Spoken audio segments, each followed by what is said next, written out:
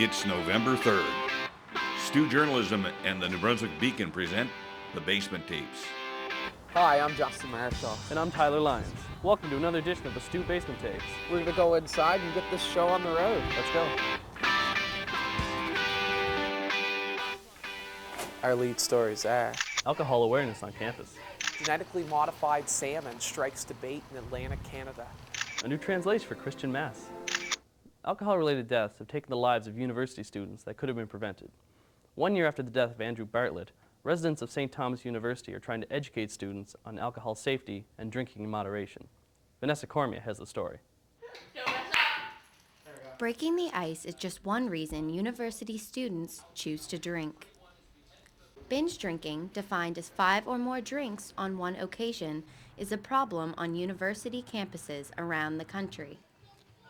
Studies have shown drinking is much higher among students and residents than off campus. In 2004, 47% of Atlantic Canadian students had a dangerous drinking habit.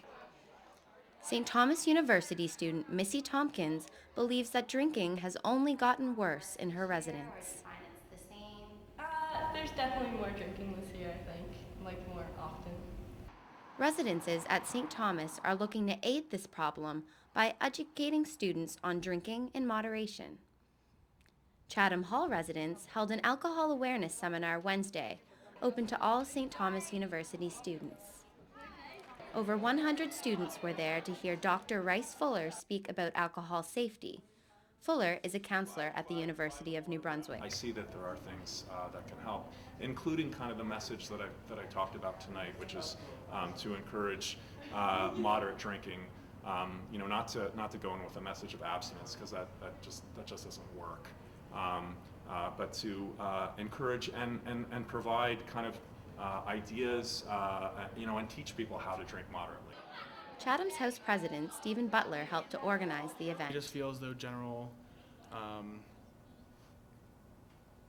awareness of alcohol will be kind of the best thing for everything. We also feel as though what's happened in the past with the deaths of 2 students the death of Andrew Bartlett last year and the death of the student at Acadia this year, we just thought it might be the best way to make awareness of the situation. It's been over a year since the death of Andrew Bartlett. St. Thomas University residences are trying now, more than ever, to promote safe drinking on campus. For STU Journalism, I'm Vanessa Cormier. For the last 10 years, a small American company has sought approval for genetically modified salmon. Now Atlantic Canada is at the heart of the debate that could have this become a reality. Alicia Bosch has more on the story. AquaBounty has spent years researching and pushing for the genetically modified salmon. The Massachusetts-based company says its fish grow twice as fast as regular Atlantic salmon and are now ready for the dinner table.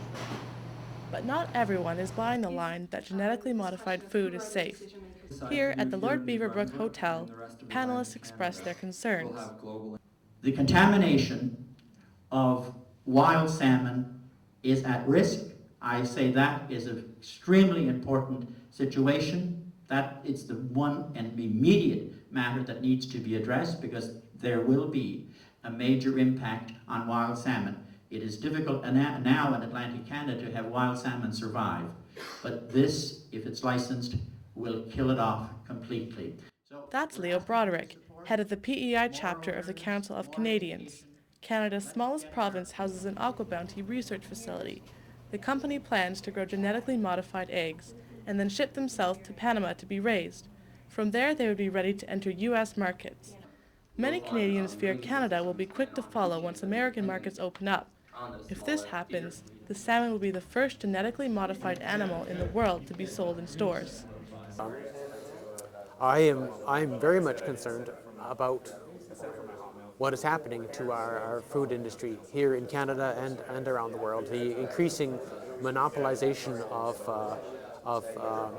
our food industry and the insidious growth of corporations into almost every aspect of food production. The panel worries about the impact the fish could have on wild fish stocks if they escape. It's also concerned with potential allergen and cancer risks associated with untested foods. Not everyone is so reluctant to embrace the technology. Tillman Benfey is a biology professor at the University of New Brunswick. He says people should embrace what science can do for us. So I think anything that improves production efficiencies will help. And this is one example of something that could help. The Food and Drug Administration has released a series of documents on the issue, something that is very rare. Critics say this is a sign the FDA recognizes the public outcry. The assessment has come under attack, but the salmon could be approved before the end of the year. The food industry is moving into uncharted waters, and this has some Atlantic Canadians worried about big business getting into their small pond. For STU Journalism, I'm Alicia Bosch. The trial of Charles LeBlanc was set to begin last week. LeBlanc is being brought up on the charge of public disturbance after protesting out in front of the police station with a blowhorn. We now go to Pat Brennan, who's on location at the courthouse, for more on the story. So what can you tell us about the trial, Pat? Well, the trial was set to begin today. However, when Charles showed up, he evidently was under the impression that today was going to be the day where they were going to set the time for the trial. So he was unaware that it was actually happening today, and therefore he was totally unprepared to defend himself. According to police, LeBlanc is being charged on public disturbance. Can you elaborate on that? Well, Tyler, the charges stem from a series of protests that happened between August and September of this year. Mr. LeBlanc set himself up in front of the Fredericton police station and then was reportedly using a megaphone and causing a public disturbance, and that's where the problems occurred. So what do you think led to LeBlanc misunderstanding when his trial was supposed to be held? Well, I'm not entirely sure. However, following this hearing, there was one reporter who questioned Mr. LeBlanc, mentioning that the latest post in his blog seemed to make it seem like he knew that there was a trial today. He said that will be settled on October 28th. And to be honest with you, Don, I had no idea. Maybe I put it in a matter of speaking, trial, but no. You said cross-examine on your blog. Did I say that? Yes. My God, a blogger that not speaking the truth. Could you imagine that one? No, I didn't expect a trial. Seriously, I said that maybe cross-examine the witnesses in the future, but I never expected to have a trial. No. He also, during the hearing, did mention many times to the judge that he does suffer from ADD, and that may have played a role in the misunderstanding today. I understand that the Crown had evidence they were going to hand over to Mr. LeBlanc? Yes, the Crown did make it known that they did have 4 DVDs worth of evidence in their possession. The DVDs had things such as footage of Mr. LeBlanc's arrest. They had pictures of him using the megaphone in front of the police station, as well as pictures of him with the signs and other things of that nature. They did mention that they won't be using the DVDs as evidence against him during the trial, and that they were going to give it to him after that hearing so that he could, with legal counsel, go over those DVDs and see what they were going to do with them. So when can we see LeBlanc back in court, Pat? Well, Mr. LeBlanc's next date in court has been moved to November 2nd, where he will receive legal counsel, and from there they will decide when the date for the new trial will begin. Thanks a lot, Pat. A small research firm just outside of Fredericton has been named one of the most innovative in the world. The Atlantic Dairy and Forage Institute is showing people what it means to be earth-friendly. Shane Valor has the beef. Meet Jersey. She's just one of 120 cows here in Fredericton Junction. Her farm was just recognized as having the 3rd best environmentally sustainable plan in the world. The International Dairy Federation judged only farms in China and Ireland to be better. Project head Gary Huggard explains why the award is important. It's to do with greenhouse gas emissions. Dairy farms in Canada have been reducing them over the years through different practices, feeding practices, manure spreading practices, and they're doing a better job than what they're being asked to do. Being better to the environment isn't the farm's only focus. Research takes place here perfecting what the cows eat so they produce the best milk possible. When they eat better, cows like Jersey produce less waste that is cleaner. What waste is produced is used as fertilizer to grow next year's crops, which are then fed back to the cows. This system is what makes a small farm here in rural New Brunswick one of the best in environmental innovation in the world. It's one that Huggard is proud to be a part of. It's nice to be recognized, especially worldwide. But for cows like Jersey, she's just content with being fed. For STU Journalism, I'm Shane Fowler. On campus, there's been a series of thefts at the Harriet Irving Library since the semester started. UNB security has finally caught the alleged criminal. Karanisia Intiar has the story. UNB security has finally caught the person who's been stealing in Harriet Irving Library. On Thursday evening, witnesses say there were about 6 city policemen and 4 members of UNB security. Librarians say security set up a sting operation and the person was caught red-handed. The person had been stealing wallets, laptops, iPods, money, cell phones, and even passports and other personal belongings of students. Fortunately, the thefts did not reach the staff members. According to an email that UNB security sent to students, the thefts usually happen around 4 and 7 in the evening, around the quiet study areas upstairs and downstairs where students tend to leave their belongings. The series of thefts had been happening since the beginning of the semester, and librarians say the thefts rate this year has been much higher than normal. UNB security was unavailable for statements. English-speaking Roman Catholics are in for some changes this Christmas season. A new Mass translation is being implemented in churches around the world. Meredith Gillis has the story. Everybody. This year, Catholics will have to do their homework. They're studying a new English translation of the Latin Mass. Workshops are being held to prepare the Catholic community for the changes that take effect on the first Sunday of Advent, November 27th. Father Paul LeBlanc has been traveling the Diocese of St. John for these workshops. We have an opportunity now with the Revised Roman Missal to provide catechesis to the parish, to the parishioners. Most of the word changes are minor. The learning curve isn't as steep as after Vatican II, when the priest began to face the congregation during the celebration. The first translation was done quickly, and with the understanding that it was going to be updated. Most of the emphasis is on everyone singing during the Mass. As the saying goes, when you sing, you pray twice. The biggest changes are in the music. Many pieces had to be recomposed for the new words.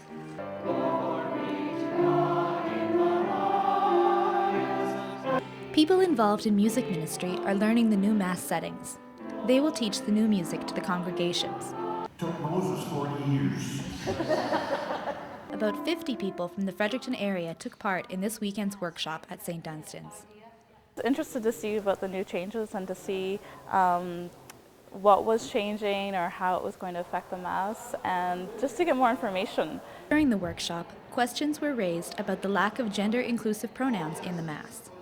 Father LeBlanc told them that even though the word used is man, it means all of humanity. There will be another workshop held in the St. Thomas University Chapel on November the 9th. For STU Journalism, I'm Meredith Gillis. Businesses will not receive compensation for the closure of the Princess Margaret Bridge. Business owners on the north side say their complaints are substantial and legitimate. Macedonia Kutsampali reports from the north side. The 2-month delay in the reopening of Princess Margaret Bridge has left many small business owners still concerned about how to rebound after their losses. The Department of Transportation made it clear last week that companies are not entitled to compensation. But many owners on Riverside Drive still feel the effects until the bridge opens again. Norfolk motel owner Prabir Shakar says there is not much he can do after compensation was refused. But he says the government should still look into how businesses have been affected and reconsider possible ways to alleviate the cost. These concerns have found supporters even among businesses that have profited from the delay. Fort Nashwauk Motel is one of them. This is because many of its clients are bridge construction workers. The motel manager, Ruth Palmer, says that many other businesses have seen a drop in their clients and that they have a legitimate complaint. The issue was brought to public attention last week in an article in the Daily Gleaner where business owners asked for government support. In response, Minister of Transportation Claude Williams said that disruptions are something to be expected in large construction projects and that the community will benefit in the long term. Business Fredericton North, representing 240 businesses, has had no claims for compensation so far from any of its members, but it has received complaints about the loss of potential customers due to the delays. Also, businesses say that they had to plan new strategies to attract more customers for a period of time longer than they expected. The bridge is now scheduled to open on November 15th. And businesses count on that there will be no further delay announced between now and then. For STU Journalism, Macedonia Kutsumbeli. Looking for a quick fix to your sweet tooth craving, but tired of the same old Tim Hortons? Well, Money Cakes has the answer, and they're taking full advantage of social networking to get their business and make it successful. Matt Titcomb has the story. They've only been open for 2 weeks, but Monkey Cakes is already a sweet success. The tiny cupcake shop is the first and only of its kind in Fredericton. Jonathan Ramirez started a business with his wife. He attributes much of their success to an unlikely pair, Facebook and Twitter. I don't understand why other companies aren't taking advantage of social media, but you have to. It's just an incredible way to interact with customers. They tell us what they like, and also we're just generating new contacts and new orders. Monkey Cakes takes custom orders too, typically half a dozen a day. To finish all the orders, Ramirez generally starts his workday at 6 a.m. and doesn't leave the kitchen until at least 10 p.m. He spends much of the day catering towards his customers, baking the cakes they crave. Well, basically, it wasn't any genius idea. It was just what parents wanted. At first, this started as making birthday cakes, and whatever their child was interested in, whether it was Dora the Explorer or SpongeBob or Batman, we just said, okay, yeah, we can make that without ever making it before. Ramirez attributes the presentation of the cakes to his wife Natalie, who was a decorative designer. Unique cake flavors, such as cherry cheesecake and chocolate mint, also add to the mix. Since he started taking orders from Twitter and Facebook, Ramirez has seen his half-baked idea evolve into a tasty trade. It's been amazing. It's been better than expected. As long as elaborate cupcakes continue to trend worldwide, shows like Cake Boss and Cupcake Wars will only help Monkey Cakes reap the benefits. For STU Journalism, I'm Matt Titcomb. And now sports with Justin Marshall. Thanks, Tyler. In sports, the St. Thomas cross-country team ran in the AUS Championship this weekend at Odell Park. The team is filled with veterans and rookies alike. Cedric Noel has the story.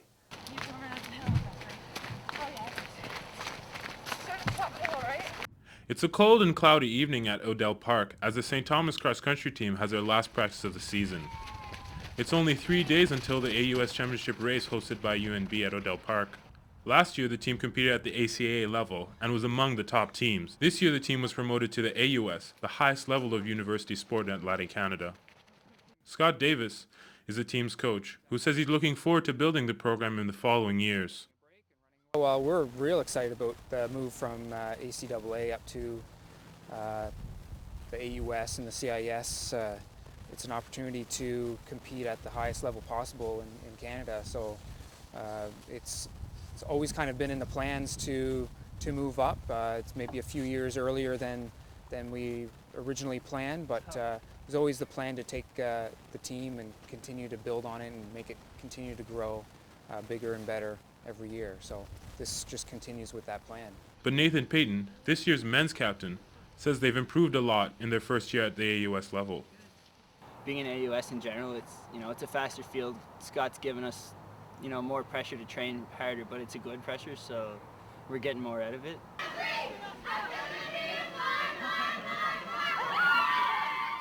At 12 o'clock Saturday, the races began. The women's team was up first, running a 5-kilometer race. The women's teams finished up with a respectable 6th place as Dalhousie University took home first, before the men's 10-kilometer race got underway. The men's team placed 6th as St. Francis Xavier University finished first. After the race, Coach Davis said he was impressed with the team's showing at the meet and is expecting to finish higher up in the standings next year. For STU Journalism, I'm Cedric Noel. And the St. Thomas men's soccer team lost a heartbreaker to UNBSJ over the weekend, 1-0. In the 17th minute, Tyler Williams opened the scoring with a bullet into the top corner. In the 87th minute, Mike Corby had a chance to tie the game with a penalty kick, but kicked it and the goalie guessed right, resulting in the Tommy season to be ended. The Ottawa Senators won their 6th straight game last night as they defeated the Toronto Maple Leafs 3-2. Casper DeGavin scored the game winner for the Senators. The Senators are currently 4th in the Eastern Conference. That's all for today's show. Join us again in another few weeks for another edition of the Basement Tapes.